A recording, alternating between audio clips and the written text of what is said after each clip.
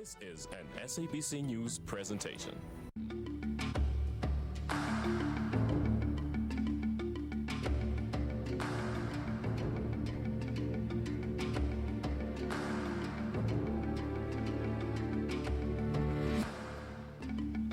Goeienaand, welkom by Fokus. Ek is Lenet Francis. Vanaand praat ons oor die waterprobleme in die land wat deur baie as 'n krisis beskryf word. Ons praat met kinders oor die oorsaak daarvan en moontlike oplossings. Maar eers 5 provinsies in Suid-Afrika is reeds tot droogte rampgebiede verklaar. Boonop is waterbeperkings in sommige stede en dorpe soos Johannesburg, Pretoria en Bloemfontein ingestel. Damme se watervlakke is laag en in die Vrystaat het die provinsiale regering gewaarsku dat daar in die Bloemfontein omgewing net genoeg water oor is vir ongeveer 'n maand. Daar word reeds gepraat van beurtwater. Sommige waterkenners meen die huidige watertekort kon voorkom gewees het, maar die Vrystaatse provinsiale regering blameer die droogte. Regisseur Marine van Wyk en kameraman Martin Mantjie het gaan ondersoek instel. Bloemfontein se krane kan binne 30 dae opdroog.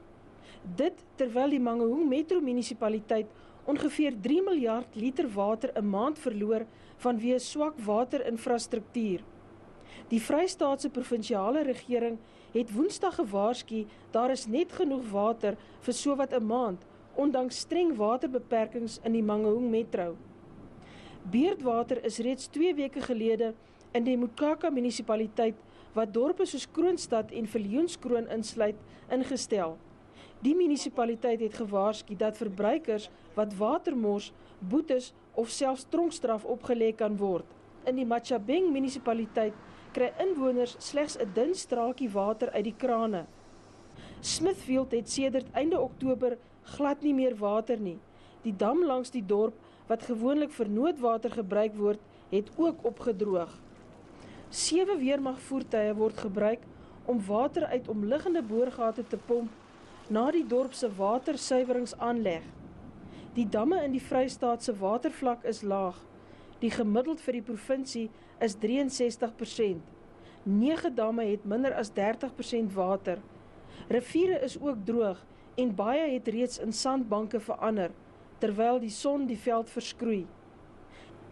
Die Fikapatso-dam in Kwakwa is byna leeg en by die Tierpoortdam buite Bloemfontein is daar slegs 'n paar waterplasse. In die 30 jaar van Thomasplein se bestaan is dit die ergste droogte wat hierdie dam en wat ons in hierdie omgewing nog gehad het. Daar is nie voer vir die beeste, vir skape nie. Wilde diere kry ook baie swaar. Die visse sukkel met suurstof in die water. Ons probeer voer kry vir die beeste van vereniging van Lukhof af. Jy kan sien self die gaanse, die voëls en al daai goed kry ook swaar. Dit is regtig baie erg. 'n Wetenskaplike op die gebied van waterbestuur sê die krisis kon voorkom gewees het deur langtermynbeplanning en effektiewe bestuur. There's been some quite significant negligence taking place in terms of the maintenance of some of the pump stations. The Bloemfontein pump station that pumps water from the Caledon River into the Knelpoort Dam has got 3 pump sets fitted and 1 on standby. But for the period from 2011 until 2014, only 1 of those pump sets was operational. And as a result of that, the level of the Knelpoort Dam could not be raised sufficiently to ensure a safe volume of water. So that speaks now to the whole sort of misguided approach or not fully understanding the consequences of not managing vital things like pump sets. Another example is the Nova pumping station. From November 2013 until about October 2014, only 1 pump set was operational. And as a result of that, was unable to basically maintain a viable water level in the Risfontein Dam. Die departement waterwese ontken dat swak instandhouding en bestuur tot die waterkrisis bygedra het. 'n Waterontwikkelingsplan is 3 jaar gelede in die lewe geroep om watervoorsiening vir die toekoms te verseker. The issues around in our pump station cannot be able to influence whether the rainfall is there or not. Currently, there's no rainfall. We can't be able to have drops of water, and definitely if you can go to the Caledon River system, you'll see that the flows are really very low, and therefore those cannot be directed to the Tinfontein, whatever, and so on. But to be honest, we are really working very hard to be able to use any drops of water to look at any maintenance and operations in all the systems all over. Die departement glo nuwe alternatiewe bronne soos grondwater moet ondersoek word. Always we really depend on the surface water, but at this stage, now we can be able just to see, to go down and drill, and to be able to identify these particular aquifers and to try to get that water which has been stored underground. And now we can be able to have those particular boreholes and so on. Definitely it's not the new thing. Conventionally all over the world, if at all the issues like the calamities, like the drought is starting to be there, definitely things like groundwater management and development is starting to be one of the options. Die sink van nuwe boorgate is nie die antwoord nie. Dit kan die beperkte grondwaterbronne verder uitput. Grondwater was altyd beskou as 'n soort van onuitputbare bron. Maar ek is baie bekommerd oor ons grondwater. Ek het vanmôre weer met 2 van ons ou senior boormanne hier in die stad gepraat en ek self beweeg baie tussen die boere rond. En ons grondwater daal en neem af. En daar's verskeie redes daarvoor. Die eerste een is dat swak bestuur. Al ons munisipaliteite oorpomp die boorgate. Ons het net nie genoeg goed bestuur daarop nie. Die tweede een is bloot 'n kwessie van ons haal meer uit die grond uit as wat ons terugsit in die grond. Nou wat sit ons terug in die grond? Ons sit reën in die grond terug. En ons kry nie genoeg reën om genoeg water terug te sit nie. Ons watertafels daal geweldig. Die mense se boorgate droog oral op. Hier in Bloemfontein self waar elke tweede ou nou 'n boorgat boor want dis waterbeperkings. Dit gaan tot gewellige nadeel vir die stad wees. Baie reën is nodig vir die dorre aarde. En ons het wat ons noem 'n episodiese aanvulling nodig. Wat dit beteken is of ons verstaan dit vandag so dat alle reënval gaan nie in die grond in nie. Jy het 'n baie groot reënval event nodig om genoeg water in die grond te sit. Die 74 jare, 74, 75, 76 was 'n baie nat tydperk gewees wat vir ons baie water in die grond teruggesit het. Soveel met soveel probleme daai tyd dat hierdie instituut gestig is as gevolg van dit. 88 het vir ons so groot vloede gegee en dan weer bietjie later in die 90s. En dis wat ons nodig het. Hierdie normale en ondernormale reënval bring niks water terug in die grond nie. Intussen waarsku die regering die publiek. Hulle gaan fyn dopgehou word om seker te maak water word bespaar. Based on the current drought situation, the provincial government has embarked on a rigorous drive to educate and persuade the public to save water. The provincial government is aware of the water challenges that municipalities are facing. Die waterkrisis voorspel verdere probleme vir verbruikers. The last disaster is exactly what you're talking about, the shortage of food. And once you have that shortage of food, you then have prices of food going up. Talle biddae is reeds gehou, waaronder een in die Vrystaat Stadion verlede week en een Vrydag by Nampo. Die meeste landerye vir die aanplant van mielies het die afgelope tyd in 'n woestynland verander en reën is dringend nodig. Die Vrystaat, Noord-Kaap en Noordwes sal toenemend die ergste geraak word deur klimaatsverandering. Goeie beplanning is nodig om Suid-Afrika se waterbronne te bewaar. Net hierna vra ons die kenners wat tot die huidige waterkrisis aanleiding gegee het. Bly gerus ingeskakel.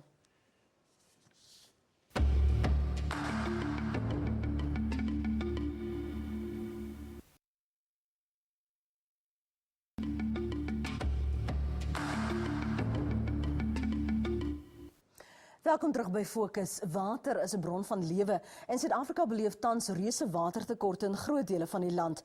Om te hoor wat aanleiding gegee het tot die waterkrisis en hoe dit bestuur en opgelos kan word, praat ons nou met professor Mike Miller van die Universiteit van die Witwatersrand se Skool vir Bestuur en hy bestudeer waterhulpbronbestuur, beplanning en watervoorraad.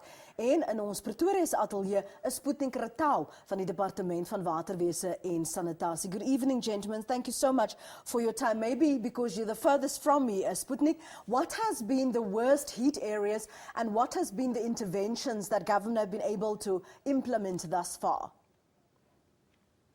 Good evening, Lynette, and good evening to the professor. Obviously, over the last 2 years, and especially from last year, we know that as a country, our worst heat provinces have been KwaZulu-Natal, being the worst heat, the Free State, Limpopo, and the Northwest. We know that in these provinces, we had to work together with the provinces and the affected local municipalities to be able to do things that we do not normally do, to ensure that people are not as terribly affected as it would have been. But the truth of the matter is that we are in a drought situation, and we are in a drought that we haven't experienced in the last couple of decades, and therefore we do not have, and we have not had, the requisite amount of rain that would help us to be able to make sure that our rivers and our dams, our surface water is sufficient for us to be able to purify and make sure that people are able to access, whether in households, industries, or other activities. But we are working together with the provinces in relation to the planning, as per province, as per local municipality, because we cannot plan as if everyone is actually in a homogeneous situation. So the situation in the Free State does not necessarily always, is not always exactly the same as that you find in Limpopo or in KZN. That is why we have got to do that. And that is why in some areas we have had to actually support the local municipalities and the provinces as they go on with their water restrictions and so on. Did the fact that we've had this drought worsen the situation, or the problems that we're facing now in these provinces that Sputnik referred to could have been avoided? Lynette, I think we must recognize that there are three different water crises. There's the water crisis caused by the drought for farmers, and there's very little that the Department of Water Affairs can do about that, because the farmers are responsible for their own water supply, their own boreholes, their own dams. Then there are poor people in rural areas for whom this isn't a new crisis. In many parts of South Africa, the rural water supply fails regularly, and that's an area where the department should certainly be engaged in helping and supporting those municipalities to do better. Some of the problems that are being discussed about the Free State, however, are about simply poor municipal management, where there hasn't been enough attention paid to how much water there is, how it should be used, warning people when it's beginning to run out, and introducing restrictions like that. And part of our difficulty is that the Department of Water Affairs has the duty to prepare the country for drought. And I think in this case, we haven't seen enough work to prepare for drought. So I'm not impressed by people who say, as the Water Affairs spokesman said in the Free State interview, we couldn't have done anything about the drought. The job of the Water Department is to prepare us for drought, and the systems must be designed and operated always expecting drought. And that hasn't always happened, and we need to put that right. We saw in the insert, Sputnik, I'm going to give you an opportunity to respond to that in a moment. We saw in the insert Dr. Anthony Turton referring to one pump only being functional, but in 2008 already he had warned that we were facing an impending water crisis. Did government respond adequately then, that it was foreseen to have this less poor management and better management of resources, current resources? You know, I need to say that my friend Anthony Turton is not a water scientist, he's a political scientist. So he does talk about management, but he's not always very good on the technical issues. What was done in 2012 isn't going to affect the drought in the Free State today. And that kind of issue is simply a symptom of the kind of problem that we have, that a municipality may have boreholes, and if they have 6 boreholes, 4 pumps have burnt out, and because there's water in the dam, they don't bother to fix them. And then there's a drought, and suddenly they don't have enough water.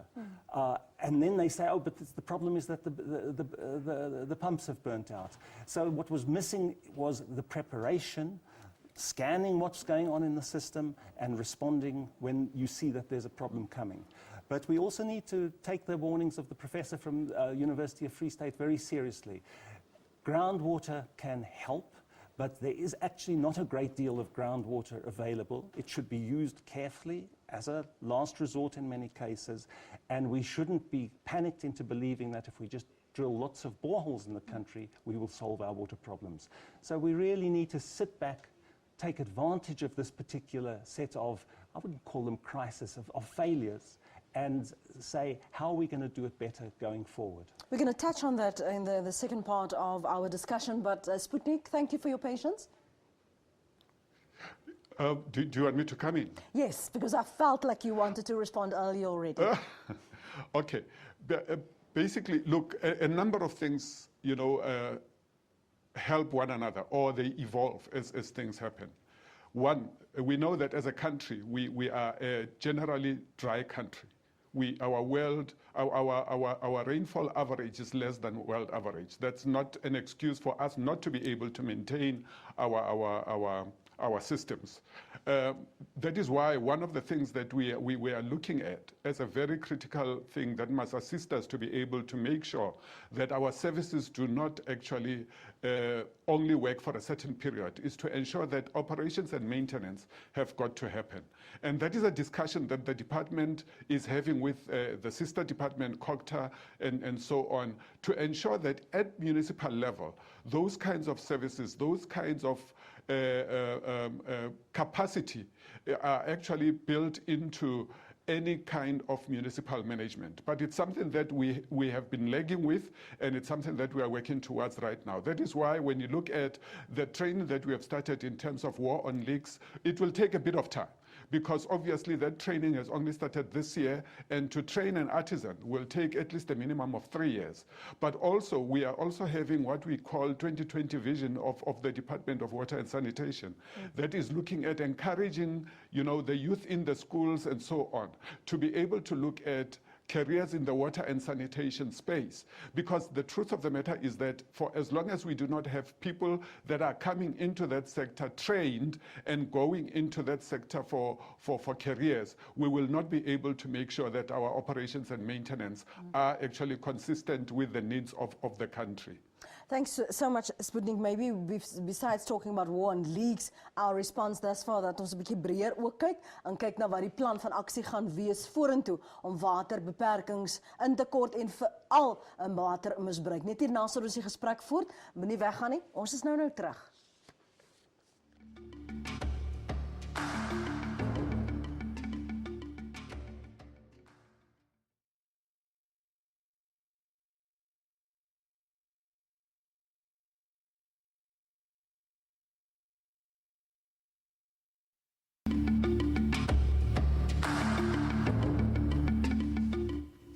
Ons sit nou ons gesprek oor effektiewe waterbestuur, beplanning en verbruik voor met ons twee gaste, een in Pretoria en een hier in Johannesburg.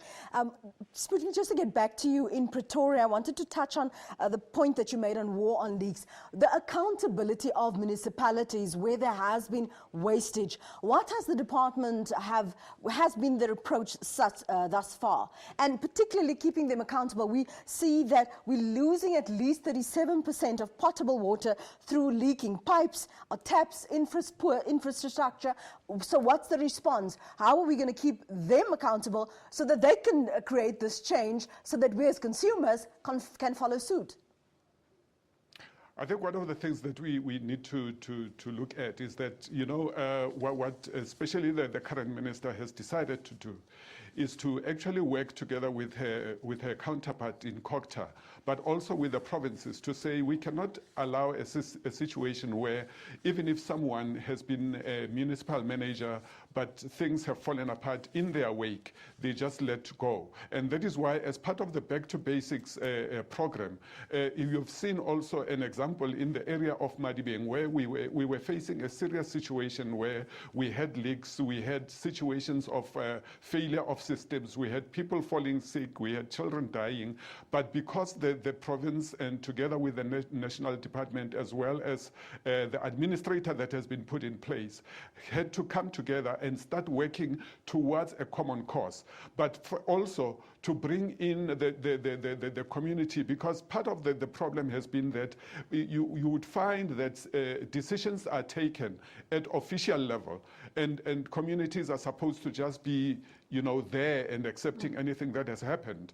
But the inceptions of the Water and Sanitation Forums has made sure that the officials, together with the community, come together to be able to identify the common cause, to be able to see what are the resolutions, to be able to see how can we do that. But I think what you are asking is the issue of accountability.